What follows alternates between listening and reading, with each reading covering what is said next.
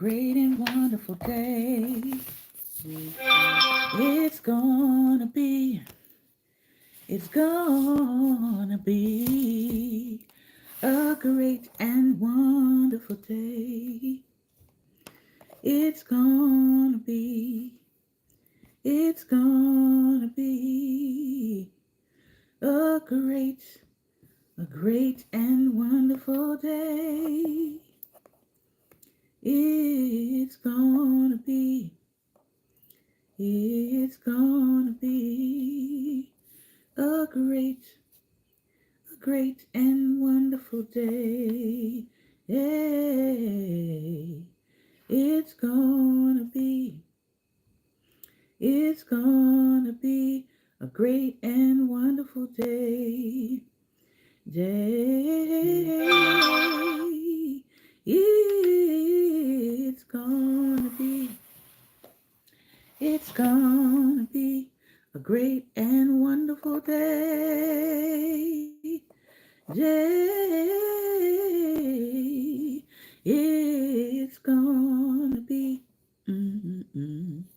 it's gonna be a great and wonderful day. I feel like singing that one more time. It's gonna be a great and wonderful day. A great and wonderful day. Yeah, it's gonna be, it's gonna be a great and wonderful day. A great and wonderful day. It's gonna be, mm, mm, mm, gonna be a great and wonderful day. Day. It's gonna be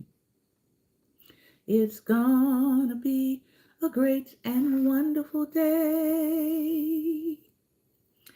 Again, welcome to Daring Dialogues. It is Wednesday, Relationship Wednesday, and I hope everybody is having a great and wonderful day thus far.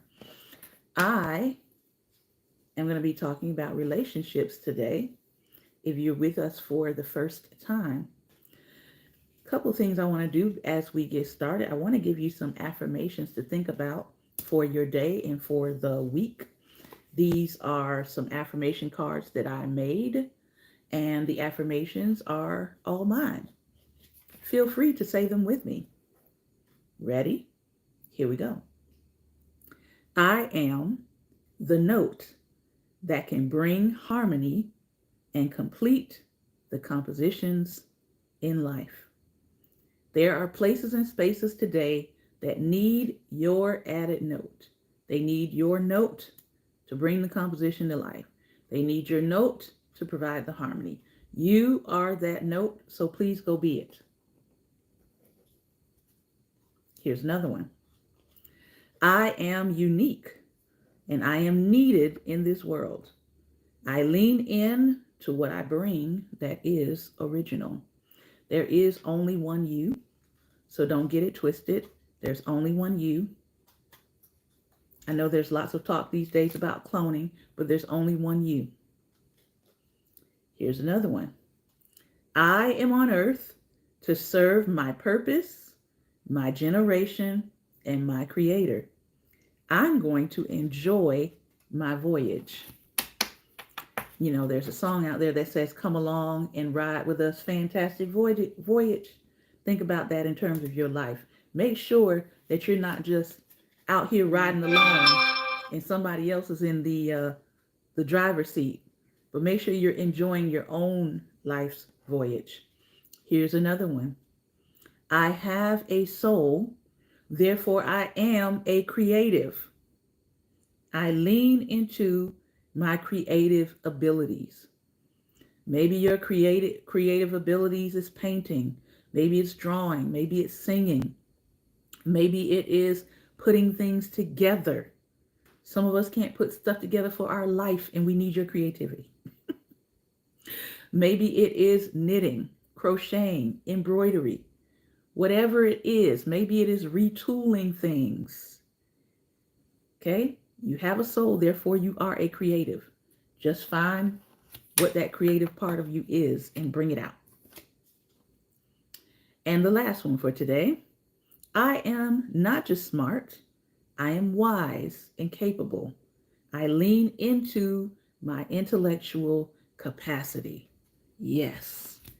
In a world that seems to be, where ignorance seems to be pervasive, this is a time to lean into your intellectual capacity. And while we're talking about relationships, I wanted to hop over to I call him my internet brothers page here, Paul Carrick Bronson. He is talking about the concept of sexual currency as we're talking about relationships, um, created by I think the doctor here, he says, coined the term Dr. Karen Gurney. She says it's the ongoing charge between you and your partner, not just during sex, but in everyday interactions. It's what keeps passion alive in a relationship.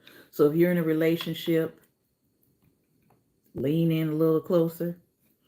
And my response to Paul, first of all, was um, I don't like the term sexual currency. I like the term sexual energy, or what's the other one I put here? Sexual vibrancy. When I hear currency, and I get what they're saying about a charge and a current, right? But when I hear currency, especially in America, when I hear currency attached to the word sexual, it often has a monetary or a financial connotation to it. And so I don't want to deal in sexual currency with my partner, especially my covenant partner. Um, let's call it sexual vibrancy. Because I know people put price tags on sex, but really, if you understood that part of yourself that you are giving to someone else, you can't really put a price tag on that. Again, I know people do, but when you understand what you're giving away of yourself sexually, you realize you can't put a price on that. So when it comes to committed relationships, covenant relationships, I would say sexual vibrancy. So I am renaming this 6 ways to increase sexual vibrancy with your partner.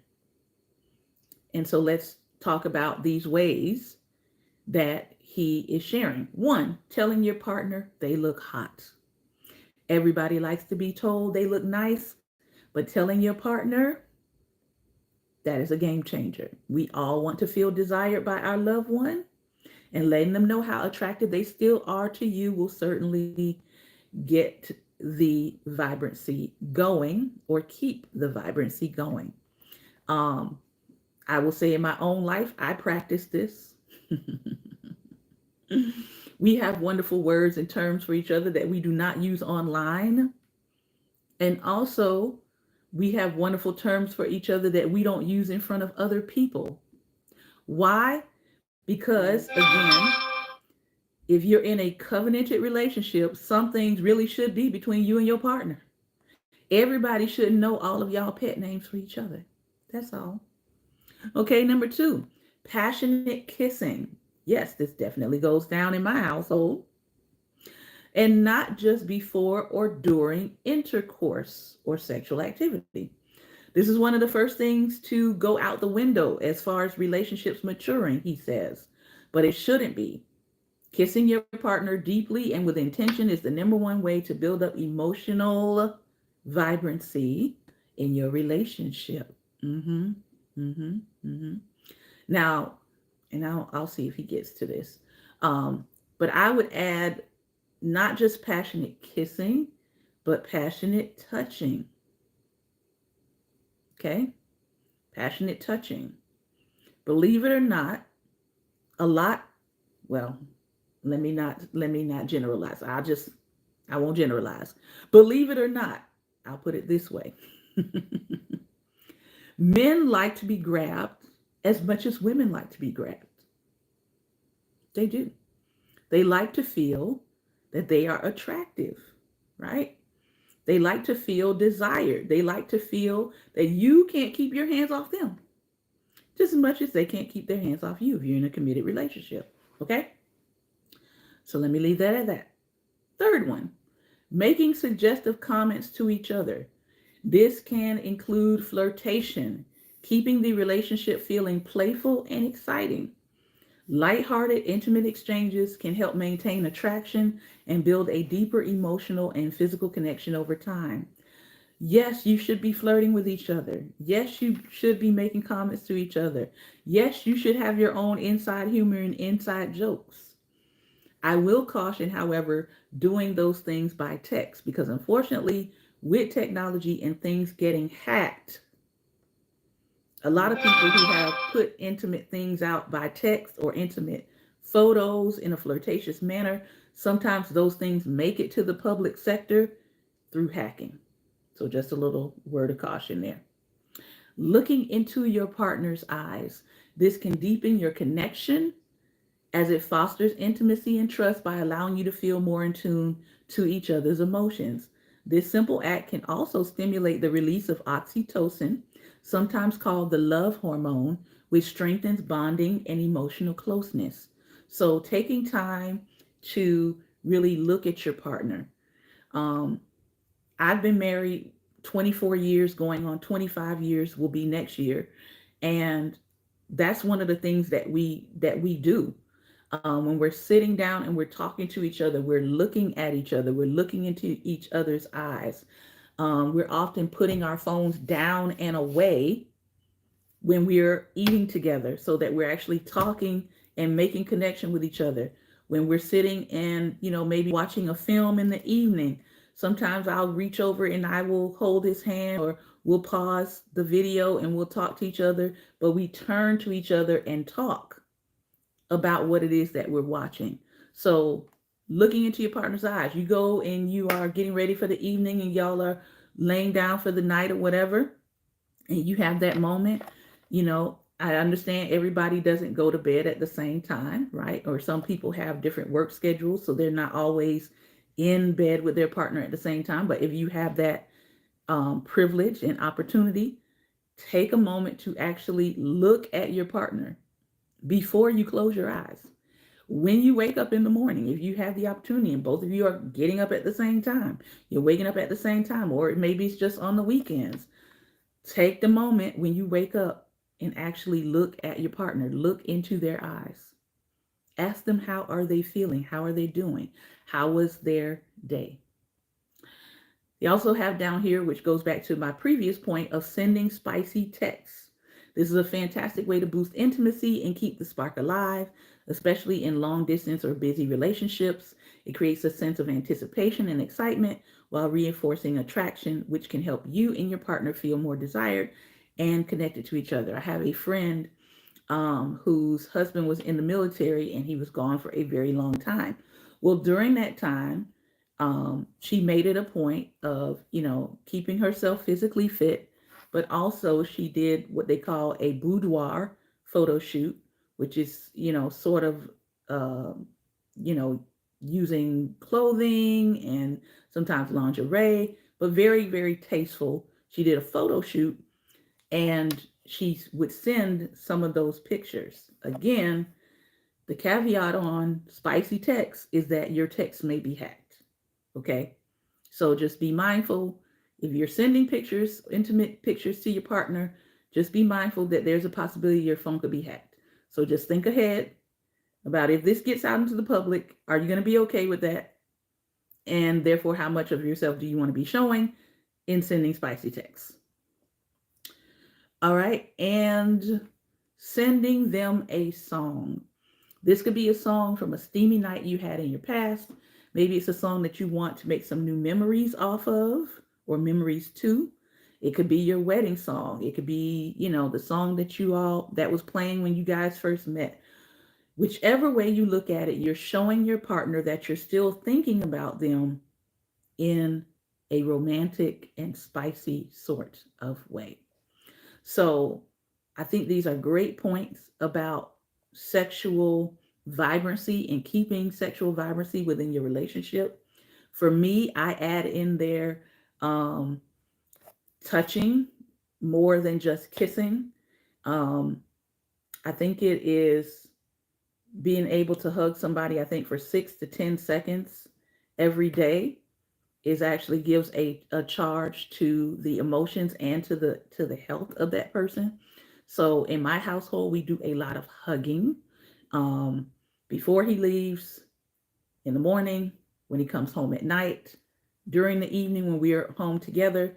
We just hug. The other thing we do is sometimes we'll just stop and say, let's put on some music and let's dance together. So it doesn't have to be something difficult or complicated to keep that sexual vibrancy going in your relationship. You just have to decide to do it. Because one of the major things that people need to realize when it comes to relationships is that it is a choice, it is a commitment, it is your will that you put into your relationship and your desire to make it work that makes it work. And it can't just be one sided. Both of you have to be putting in some effort to show your partner their value in your life, not just on the wedding day, not just a year into the relationship, not just up until you have children, but continuing to keep that vibrancy in your life. All right. I thought that was helpful. All right. So, last time I think we stopped in drama free. So, I want to come back to setting boundaries, find peace today for our reading. Now, remember, next week I will be taking off, so we will not be having any Daring Dialogues on next week. Next week, my birthday is on the 27th. So if you want to say happy birthday to me, you can always cash at me at $ Life Nation. And, if you want to pick a number, 11, 27, 77, I will be 47. Any of those numbers, just to say happy birthday. That'd be great. All right. So we're hopping into chapter 7, which is entitled Blurred Lines Make It Plain. Blurred Lines Make It Plain. Boundaries are assertive steps that you take verbally and behaviorally to create a peaceful life. How many of you know it's not just good enough to have a verbal boundary, but that your boundary should probably be followed by behaviors to reinforce what you said verbally? Here's the scenario she has here at the beginning. Chloe was growing tired of always helping her older brother Ray. After all, she was the baby. Shouldn't she be the one who received the help? She thought of Ray as a man child who had failed to launch. He was always dependent on someone, his ex-wife, a girlfriend, their parents, or Chloe. He was manipulative, always asking to borrow money but never paying it back. Once, Chloe really needed the money back that she loaned him, but she had to resort to asking a friend for a loan. She had intensely close relationships with her sister-in-law, two nieces, and one nephew from Ray's first marriage. But during his divorce, he forced Chloe to pick sides. He told Chloe that he would stop speaking to her if she continued to talk to his ex. In my office, Chloe cried about how she wanted a real relationship with her brother, one not based on what she could do for him, but on mutual support. She described Ray as self-centered and narcissistic. He would talk about how much he hated his ex-wife, his awful boss, and how much their mom got on his nerves. Chloe would listen as he complained, even though she knew most of his issues were his own fault. She blamed their mother, who treated Ray like a prince when they were kids. Even as adults, Ray was the favorite. Whenever he didn't get his way, he had an adult tantrum, and their mother would give in. When Chloe didn't give him what he wanted, he'd tell mommy on her. She felt used and emotionally drained by her brother, yet when he called, she almost always answered. The few times she didn't answer, she felt terribly guilty. In those moments, she could hear her mother's voice saying, "But he's your brother." When Chloe tried to set boundaries with Ray, She'd say something like, "This is the last time I'm loaning you money."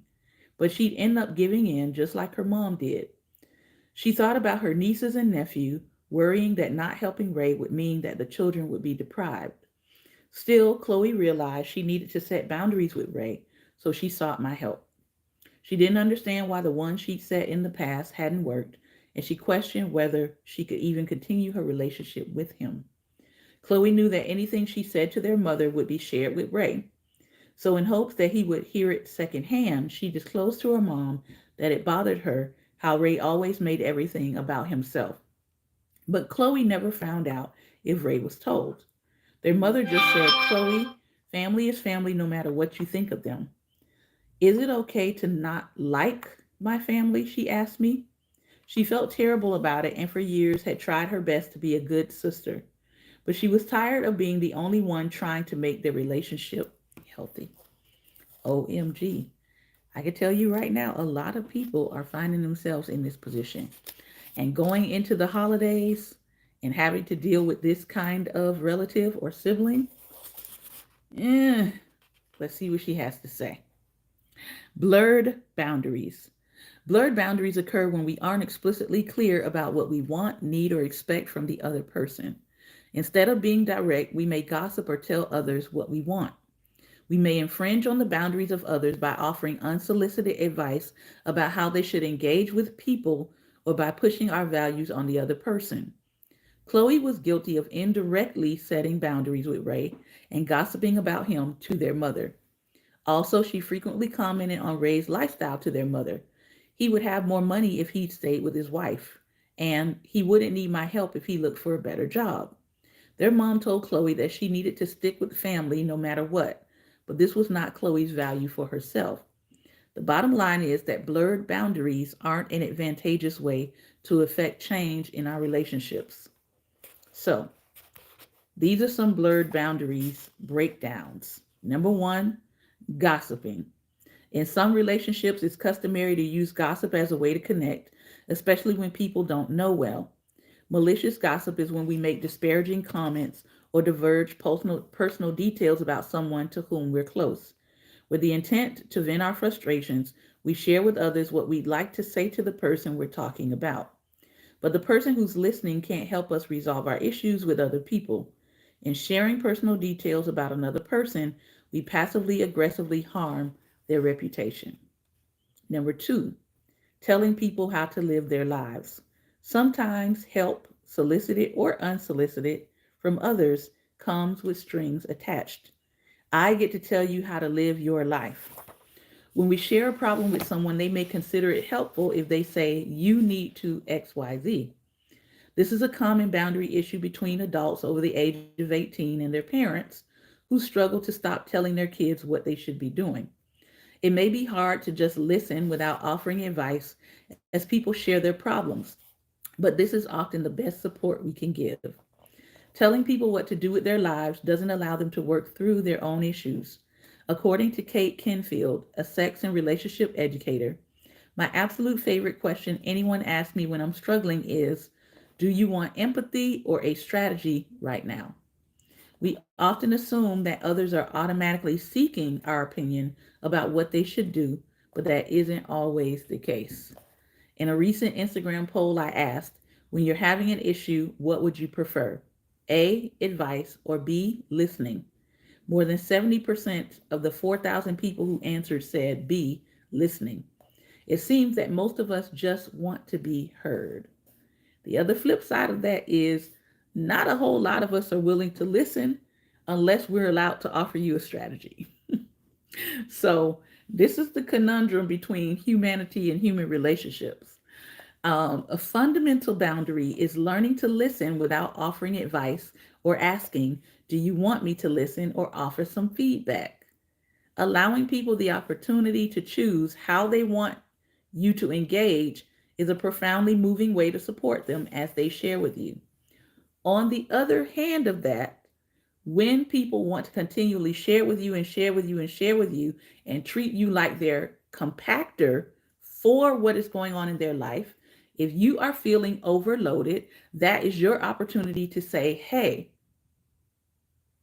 I need to set a boundary on how much of this I'm listening to because I am a problem solver by nature. So if you need to set the boundary to say, hey, I am a problem solver. I know you want to tell me all your problems and you just want me to listen, but I'm going to tell you how difficult that is for me to do, to just listen and not offer any solutions, or to listen, know you don't want any solutions, and know that I'm going to have to watch you crash and burn, and then you're going to come back to me with more problems that I'm going to have to listen to and not respond to because you just want me to listen. So the other side of this is understanding that just because people have the capacity to listen, right, doesn't doesn't mean that you shouldn't have the respect to decide how much am I pouring onto a person that's just listening to me.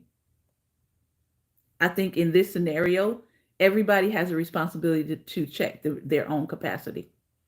Check the person's capacity to listen before you just go pouring, pouring, pouring. And if you're the person who lives by solving problems, check your capacity to hear. All right.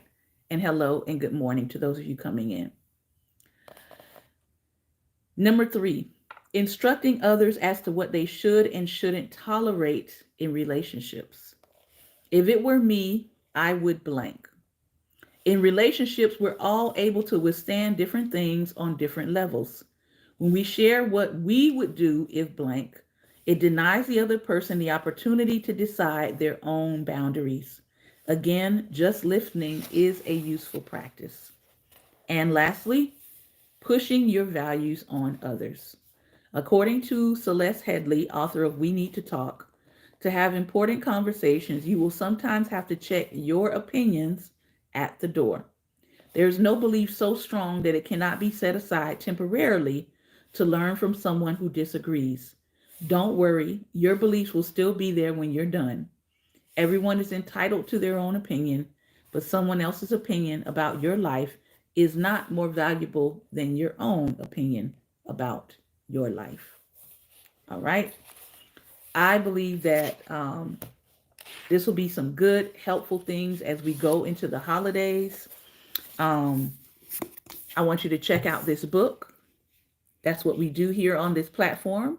I am your live audiobook, and we are reading from Set Boundaries, Find Peace, A Guide to Reclaiming Yourself by Dr. Nedra Glover Tawwab. More people in the world should be reading. And I'm going to leave it at that. I hope you all have enjoyed today's reading. We're going to enter the talk back over on our Instagram. You already have the Instagram information. So if you want to join us over there, feel free to join us right now. Take care, be well, and be light.